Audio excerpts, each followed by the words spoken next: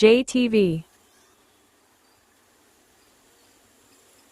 ආයිබෝවන් ඒ ඔබ දුටුවේ අපි අද පත්තර මමගෙන් ඉදිරිපත් කරන ගාල්ලේ යම් කිසි පොතක්.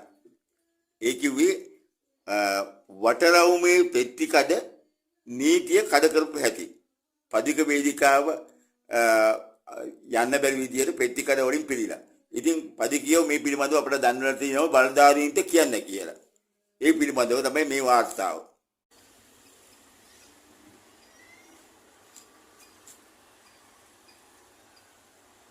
බෙහෙත් වැඩ කරපු හැටි දැකපු අය කියන හැටි බලමුකෝ. ජාතික ධනය පුරා කෑමද කියන බස්. ඒ විතරක් නෙමෙයි ඔබ දකින්න ඇති මාධ්‍යවල අර සමහර ඖෂධ වර්ග පිළිකාවට එන ඖෂධ වර්ග හදලා තියෙන පළතුරු මැෂින් එක. පළතුරු බීම හදන මැෂින් එක. එතකොට යම් කෙනෙක් මේ පිළිකාවට ගන්න ඖෂධය කියලා විශ්වාසයෙන් ඊශ්‍රායලයේ අපේ ඇත්තන්ගේ ඇත්ත කතාව බලමුකෝ. මේ ඊශ්‍රායලය බලන්න තෙච්ච විනාශේ.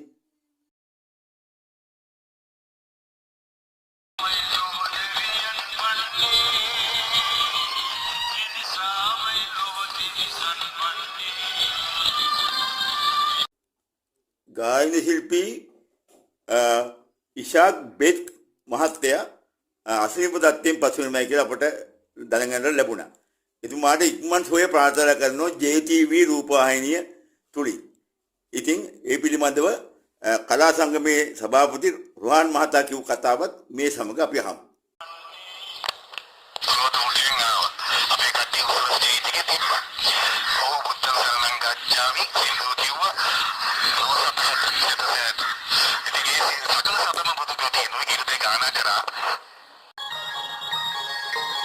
අම්පාරේ පෙරහැර මහපාරේ ගිය හැටි බලමුකෝ. මේ පෙරහැර පොඩ්ඩක්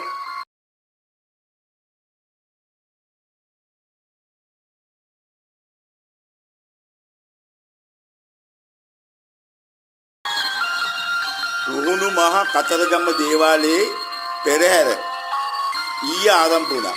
ඉතින් අදත් පෙරහැර තියෙනවා. ලබන මත ජූලි මත 10 වෙනිදා කොටොන් අසල පොය දක්වා ඒ පෙරහැර තියෙනවා. JTV රූපවාහිනිය ඔබේ නාලිකාවයි. සෑම සෙනසුරාදාකම පත්තර මාමා. ඉන් අනතුරුව ඔබට පුළුවන්